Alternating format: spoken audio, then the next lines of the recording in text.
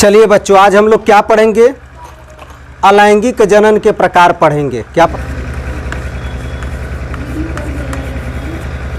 अलैंगिक जनन के प्रकार, टाइप्स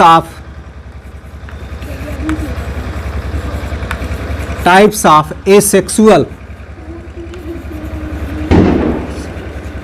एसेक्सुअल रिप्रोडक्शन।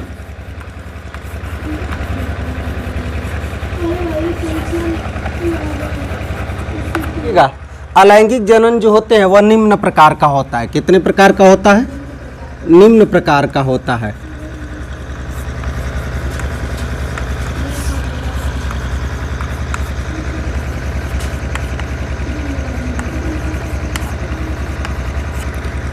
नंबर 1 आपका विखंडन होता है। नंबर 1 क्या होता है?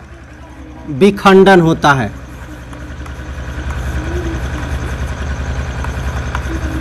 क्या होता है? नंबर 1 विखंडन होता है, प्लाज्मोटोमी।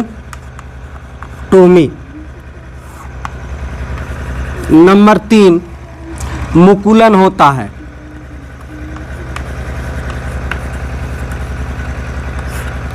नंबर 4 कलिका होता है।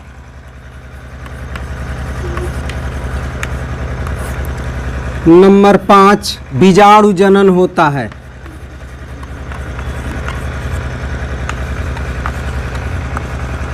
बीजाणु जनन होता है। नंबर 6 पुनरुद्ध भवन होता है।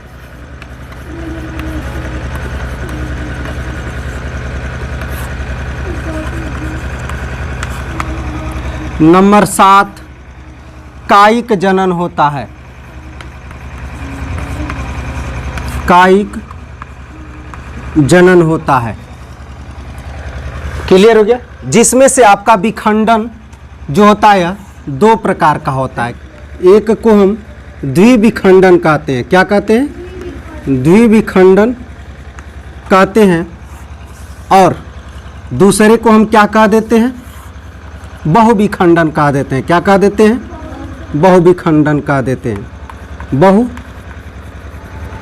बहुविखंडन कह देते हैं। क्लियर हो गया? विखंडन की अंग्रेजी क्या होती है? फिशन। क्या होती है? FISSION। विखंडन की अंग्रेजी क्या होती है? फिशन। द्विविखंडन की अंग्रेजी क्या होती है? BINARY। Binary fission. FISSION binary fission. और बहुविखंडन की अंग्रेजी क्या होती है? Multiple fission. MULTIFISSION multiple fission होता है। इसकी अंग्रेजी प्लाज्मोटोमी ही होती है। PLASMOTOMY plasmotomy. ये आपका इसकी मुकुलन की अंग्रेजी बडिंग होती है। BUDDING बडिंग होती है। कलिका की अंग्रेजी बड होती है। क्या होती है? बड। बीजाणु जनन की अंग्रेजी स्पोरुलेशन होता है। SPORULATION स्पोरुलेशन होता है। पुनरुद्ध भवन की अंग्रेजी क्या होता है? रीजनरेशन।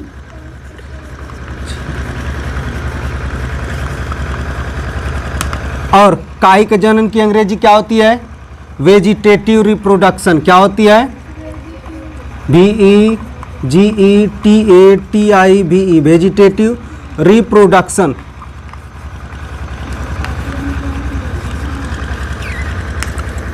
क्लियर हो रहा है? फिर गौर से समझिएगा। अलैंगिक जनन निम्न प्रकार के होते हैं। क्या होते हैं? अलैंगिक जनन निम्न प्रकार के होते हैं। पहला विखंडन जिसे फिशन कहते हैं। दूसरा प्लाज्मोटोमी जिसे प्लाज्मोटोमी ही कहते हैं। मुकुलन बडिंग कहते हैं। कलिका बड कहते हैं। बीजाणु जनन स्पोरुलेशन कहते हैं। पुनरुद्ध भवन रीजनरेशन कहते हैं। कायिक जनन वेजिटेटिव रिप्रोडक्शन कहते हैं। क्लियर हो गया? तो हम लोग इतना लिख लें, उसके बाद से फिर आगे एक एक करके लिखते चल रहे हैं। लिखिएगा। हो गया? अब चलिए एक एक करके हम लोग समझते चलते हैं और पढ़ते चलते हैं।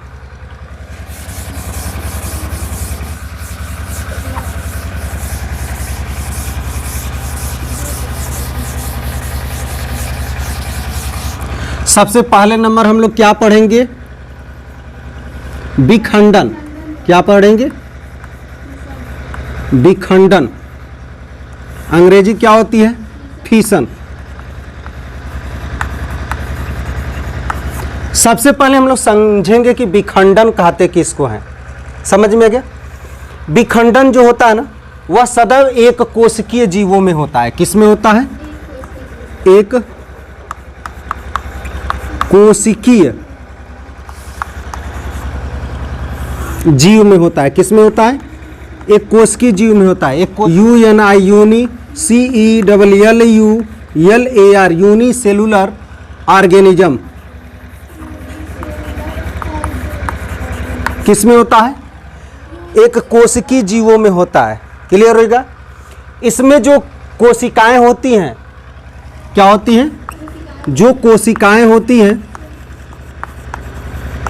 कोशिका की अंग्रेजी क्या होती है? सेल। इसमें जो कोशिका होती है ना, वह सूत्री विभाजन। कौन सा विभाजन? सूत्री विभाजन।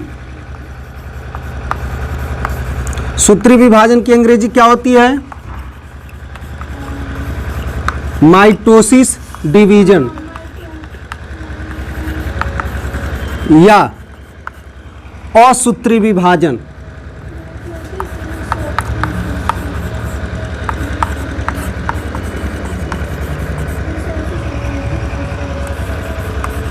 असूत्री विभाजन, एमाइटोसिस।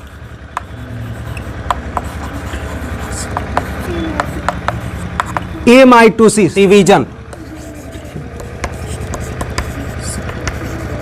एमाइटोसिस डिवीजन द्वारा ये दो या दो से अधिक संतति कोशिकाओं में, किसमें? संतति। संतति का अंग्रेजी हम बताएं आप लोगों को, डॉटर सेल। क्यों? कोशिकाओं में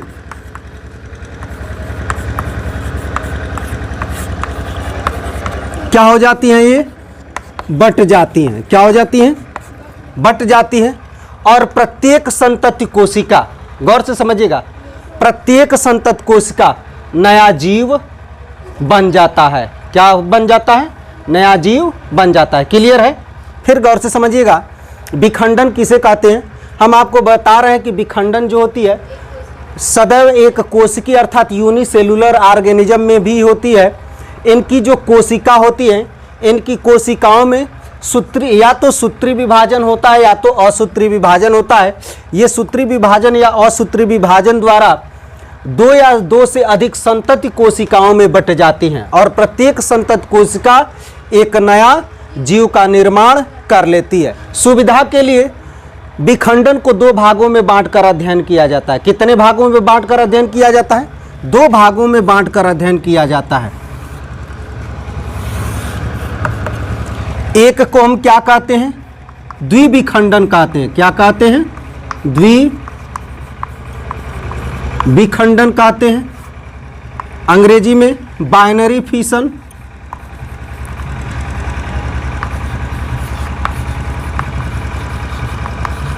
बाइनरी फिशन कहते हैं।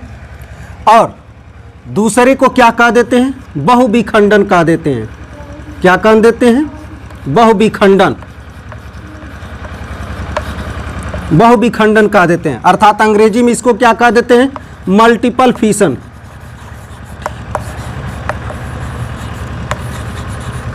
मल्टीपल फिशन कह देते हैं। क्या कह देते हैं? मल्टीपल फिशन कह देते हैं। यहां तक क्लियर हो रहा है? द्विविभाजन किसे कहते हैं? इस प्रकार के, गौर से समझिएगा, इस प्रकार के अलैंगिक जनन में क्या होता है? इस प्रकार के अलैंगिक जनन में जो आपका जनक होता है ना, जो जनक होता है वह दो संततियों में बट जाता है। क्या होता है? दो संततियों में बट जाता है। अर्थात इसमें जो जनक होता है, क्या होता है? जनक। जनक का मतलब क्या? पेरेंट क्या होता है बच्चों, 2 संततियों में बंट जाता है। कितने संततियों में बंट जाता है? 2 संततियों में बंट जाता है। इसी को हम क्या कह देते हैं? द्विविखंडन कह देते हैं। समझ में आ गया? कोई परेशानी आप लोगों को? अब गौर से समझिएगा, इसमें क्या होता है, इसमें एक जनक क्या होता है, एक जनक जो होता है, अर्थात जो जनक होता है अनेक संततियों में, क्या बच्चों, अनेक संततियों में बंट जाता है। इसी को हम क्या कह देते हैं? बहुविखंडन कह देते हैं। क्या कह देते हैं? बहुविखंडन कह देते हैं। क्लियर हो गया? अब इसका उदाहरण कौन कौन सा हो सकता है? अमीबा, क्या हो सकता है? अमीबा, पैरामीशियम,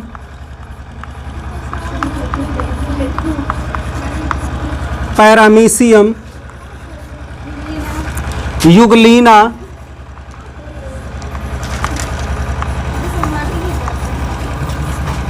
युगलीना, जीवाणु, हाँ जीवाणु, प्लेनेरिया,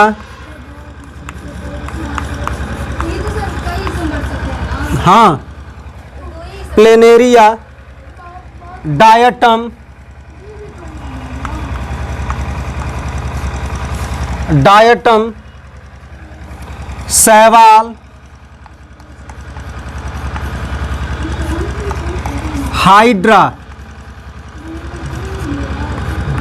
आदि।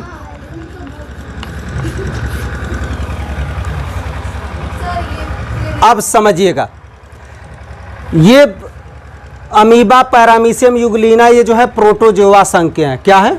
प्रोटोजोआ संघ के हैं। समझ में आ गया? ये जो आपके द्विविखंडन वाले जीव है ना, इसको पृथ्वी का अमर प्राणी कहते हैं। क्या कहते हैं? ये पृथ्वी के कौन से प्राणी हैं?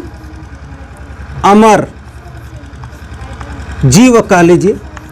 ये अमर जीव हैं, यानी ये पृथ्वी पर कभी मरते नहीं हैं, ये अमर होते हैं। उदाहरण क्या हो जाएगा इसका, बहुविखंडन का? अमीबा, अमीबा, प्लाज्मोडियम,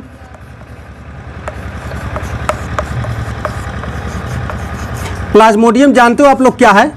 मलेरिया परजीवी है। क्या है? मलेरिया परजीवी है।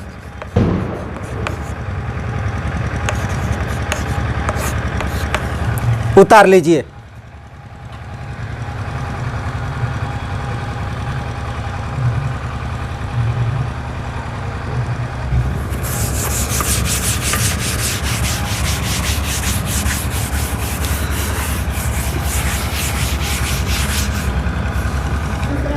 दूसरा होगा ना प्लाज्मोटोमी द्वारा, प्लाज्मोटोमी।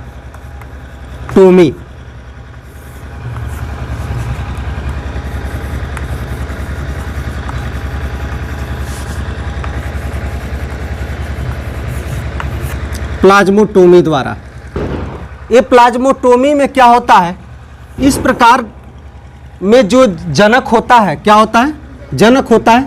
मान लीजिए हमारा कोई जनक है। क्या है? ये जनक है। अब ये बिना विभाजित हुए, क्या होता है? बिना विभाजित हुए अनेक छोटे छोटे केंद्रकों में, अनेक छोटे छोटे केंद्रकों में क्या होता है? यह टूट जाता है। क्या होता है? अनेक छोटे छोटे केंद्रकों में टूट जाता है, और यही केंद्रक आगे चल करके क्या बना लेती हैं? संतति कोशिकाएं बना लेती हैं। क्या बना लेती हैं? संतति कोशिकाएं बना लेती हैं, और इन्हीं संतति कोशिकाओं से नए जीव का निर्माण हो जाता है। तो समझ में आ रहा है आप लोग को? उदाहरण के रूप में जैसे आपका ओपेलाइना,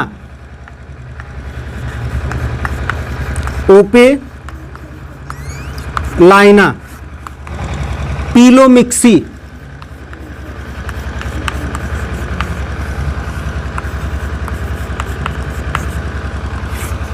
आदि आते हैं। समझ में आ रहा है? आगे बढ़ें। चलिए,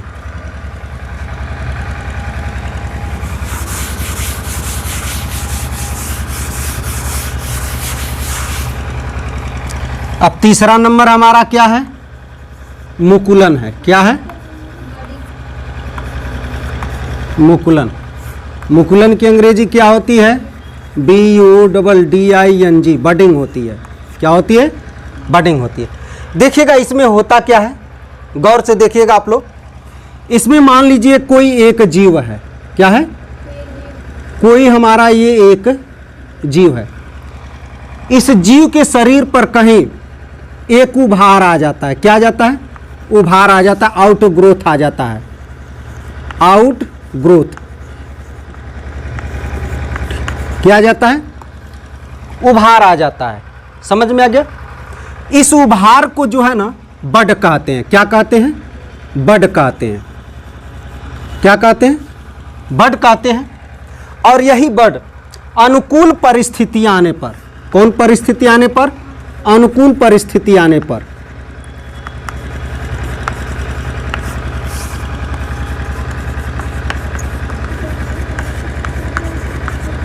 अनुकूल परिस्थिति की अंग्रेजी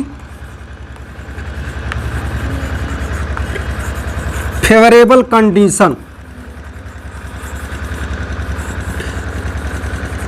फेवरेबल कंडीशन आने पर, ठीक ना, ये अलग हो जाते हैं। क्या हो जाते हैं? अलग हो जाते हैं। क्लियर हो गया? तो देखिए एक नया संतति बन गया कि नहीं बन गया, अर्थात एक से दो हो गए कि नहीं हो गए। इसी को हम क्या कह देते हैं? मुकुलन कह देते हैं। और यह इसके उदाहरण कौन कौन से हो सकते हैं? यीस्ट है। क्या है? यीस्ट है, हाइड्रा है, हाइड्रा है, ऑरेलिया है। क्लियर हो रहा है आप लोग को?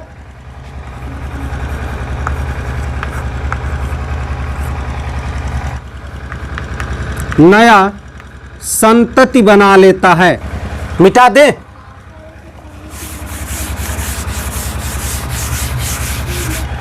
अगला है कलिका। क्या है?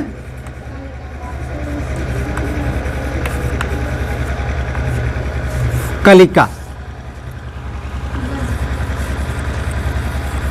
बड। अच्छा, अब समझिएगा कलिका किसे कहते हैं।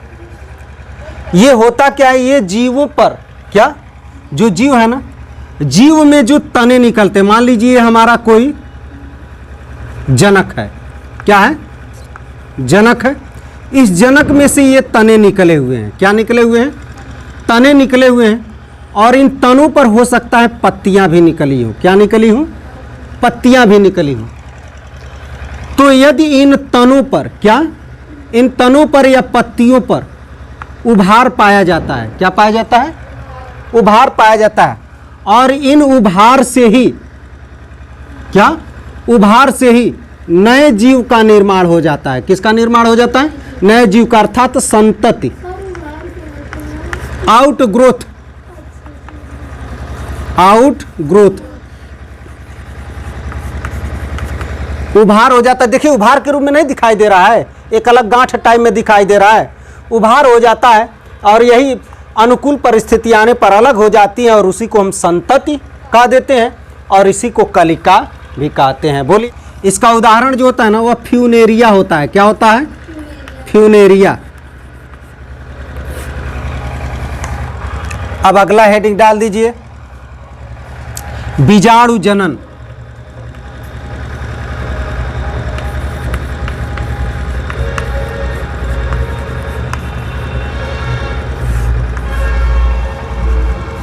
स्पोरुलेशन। अब गौर से देखिएगा, अभी अभी ऊपर पढ़े कि अनुकूल परिस्थितियों में होता है ना, लेकिन यह एक ऐसी अलैंगिक जनन है जिसमें जनन काय का जो निर्माण होता है ना वह प्रतिकूल परिस्थितियों में होता है। कब होता है? प्रतिकूल परिस्थितियों में।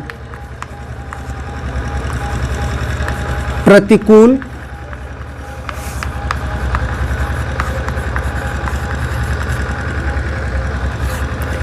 जनन काय का निर्माण कब होता है? प्रतिकूल परिस्थितियों में होता है। जिससे नई संतति कोशिकाएं बनती हैं। क्या बनती हैं? नई संतति कोशिकाएं बनती हैं। उदाहरण स्वरूप जैसे आपका यूलोथ्रिक्स,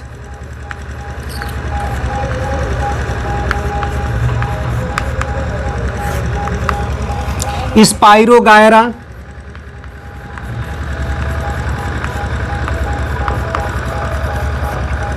स्पाइरोगायरा, क्लेमाइडोमोनास,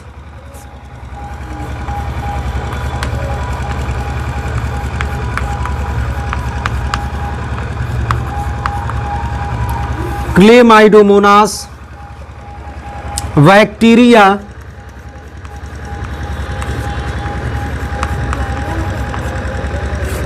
शैवाल,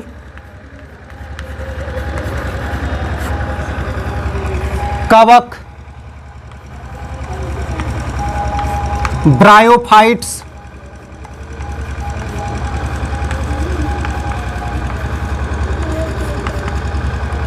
टेरिडोफाइट्स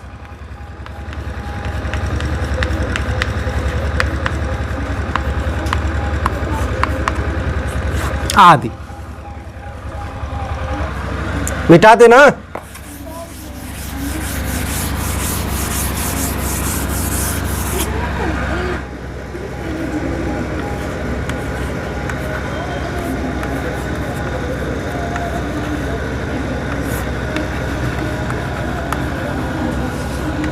पुनरुद्ध भवन, रीजनरेशन,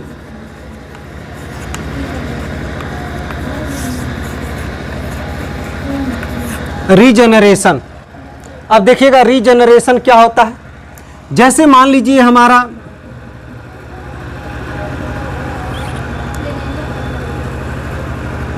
ये हमारा कोई जीव है।